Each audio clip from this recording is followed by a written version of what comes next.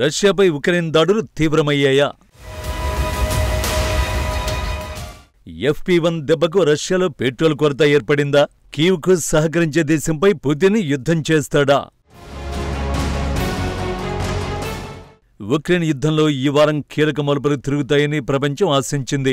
శాంతి చర్చలకు మరో అడుగు ముందుకు పడుతుందని భావించింది. కానీ యుద్ధం మాత్రం మరింత భీకరంగా మారుతోంది. ఎన్నాళ్లు రష్యా దాడుల్ని ఎదుర్కొన్న ఉక్రెయిన్ ఇప్పుడు రివర్స్ అటాక్స్ ను తీవ్రతరం చేసింది. రష్యాపై భారీ దాడులు చేస్తోంది. ప్రధానంగా రష్యా ఆర్థిక వ్యవస్థకు మూలస్తంభమైన పెట్రోలియం, గ్యాస్ నిల్వల కేంద్రాలే లక్ష్యంగా కీవ్ రెచ్చిపోతోంది. రష్యాలోని రిఫైనరీలు, చమురు డిపోలు, పైప్ లైన్లను ధ్వంసం చేస్తోంది.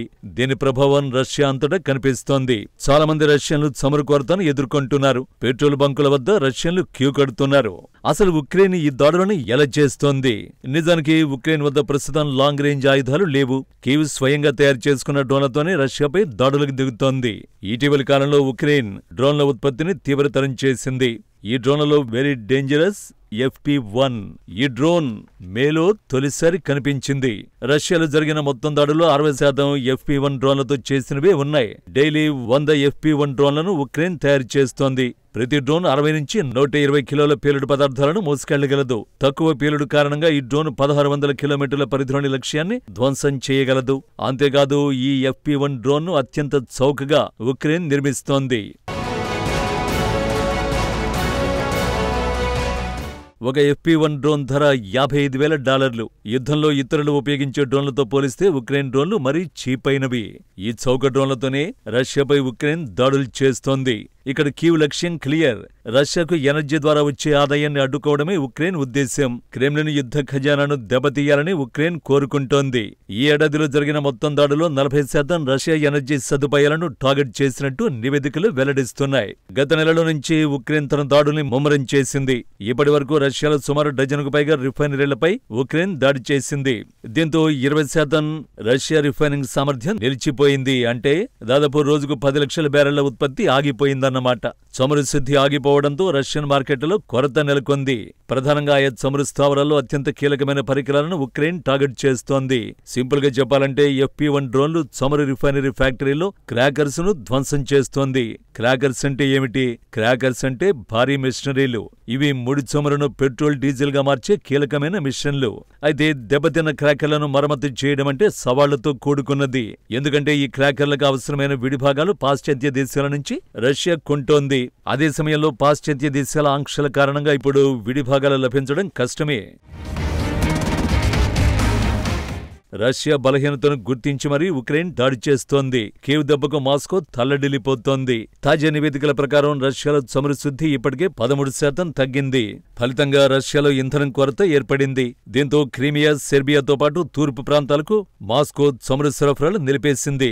రష్యాలోని ప్రధాన ప్రాంతాల్లో మాత్రం పెట్రోల్ బంకుల వద్ద భారీ క్యూలు కనిపిస్తున్నాయి. కొరత కారణంగా పెట్రోల్ ధరలు కూడా పెరిగాయి. చమురు హోల్సేల్ ధరలు రికార్డు స్థాయిలో పెరిగాయి. టన్ను చమురు ఇప్పుడు $1000 పలుకుతోంది. ఇది AA95 రకం పెట్రోల్. రష్యాలో ప్రధానంగా ఉపయోగించే చమురు ఇది. ఈ ఏడాది జనవరి నుంచి ధరలు 50% పెరిగాయి. ఈ ధరల పెరుగుదలకు ఉక్రెయిన్ దాడులే కారణమని రష్యన్ నిపుణులు నిందిస్తున్నారు. శుద్ధి కర్మాగారాలు డ్యామేజీ అవడంతో గత్యంతరం లేక మూసేస్తున్నట్టు రష్యన్లు వివరిస్తున్నారు. ఇప్పటికే చమురు ఉత్పత్తులు ఒత్తిడిని ఎదుర్కొంటున్నాయి. ఇప్పుడు చమురు శుద్ధి కర్మాగారాలపై ఉక్రెయిన్ దాడుల్ని ముమ్మరం చేసింది. దీంతో మాస్కోపై పెట్రోల్ విషయమై తీవ్రమైన ఒత్తిడి పెరుగుతోంది. అయితే పెట్రోల్ కొరతపై క్రెమ్లిన్ ఎలా స్పందిస్తోంది? గత్యంతరం లేక ఎగుమతులు రష్యా నిలిపేస్తోంది. ఆగస్టులో పెట్రోల్ ఎగుమతులను మాస్కో నిషేధించింది. ఈ నిషేధం సెప్టెంబర్ నాటికి ముగియాల్సింది. కానీ ఇప్పుడు రష్యన్ అధికారులు అక్టోబర్ వరకు పొడిగించాలని యోచిస్తున్నారు. సో రష్యాలో ఉద్రిక్తతలకు స్పష్టమైన సంకేతాలు ఉన్నాయి. రష్యాలో చమురు కొరతను, ఉక్రెయిన్ దాడుల్ని పుతిన్ స్వయంగా అంగీకరించారు. గ్యాస్ కొరతను రష్యా ఎదుర్కొంటోందని పుతిన్ వ్లాదివోస్తాక్లో ప్రకటించారు. రష్యాపై ఉక్రెయిన్ దాడులు చేసిన ప్రతిసారి మాస్కో సేనలు తీవ్రంగా స్పందిస్తున్నాయి. పెద్ద ఎత్తున డ్రోన్లు, మిస్సైళ్లతో దాడులు చేస్తోంది. ఉక్రెయిన్ దాడులు కొనసాగితే భవిష్యత్తులో భీకర దాడులు తప్పవని పుతిన్ వార్నింగ్ ఇస్తున్నాడు. అదే వ్లాదివోస్తాక్లో పుతిన్ పాశ్చాత్య దేశాలకు భారీ వార్నింగ్ ఇచ్చారు. ఉక్రెయిన్కు మద్దతుగా ఆ దేశంలో దళాలను మోహరించే దేశాలను వదిలిపెట్టేది లేదని తేల్చి చెప్పారు. ఉక్రెయిన్ యుద్ధంలో తమకు వ్యతిరేకంగా నిలిచిన దేశాలను టార్గెట్ చేయడానికి తమకు అధికారం ఉందని, ఉక్రెయిన్లో విదేశీ దళాలు మోహరించడం అంటే అది రష్యా జాతీయ భద్రతకు ముప్పు వాటిల్లడమేనని పుతిన్ తెలిపాడు. నిజానికి అంతకుముందు ఉక్రెయిన్ భద్రతకు హామీని ఇస్తూ 26 యూరోపియన్ దేశాల అధినేతలతో ప్యారిస్లో సమావేశం జరిగింది. ఈ సమావేశానికి ఫ్రాన్స్ అధ్యక్షుడు ఇమాన్యుయల్ మాక్రాన్ నాయకత్వం వహించాడు. ఉక్రెయిన్కు ఆ దేశం ప్రజలకు భద్రతా హామీనిచ్చేందుకు సిద్ధంగా యూరోపియన్లుగా తాము ఉన్నామని ఫ్రాన్స్ అధ్యక్షుడు తెలిపారు. ఉక్రెయిన్కు ఈ హామీని తాము వాషింగ్టన్లోనే ఇచ్చినట్లు మాక్రాన్ చెప్పారు. రక్షణ మంత్రుల స్థాయిలో ఉక్రెయిన్ రక్షణ సహకారంపై ఇప్పటికే ఒక అవగాహనకు వచ్చామని, దానిపై విధి విధానాలు రూపొందించామని మాక్రాన్ చెప్పారు.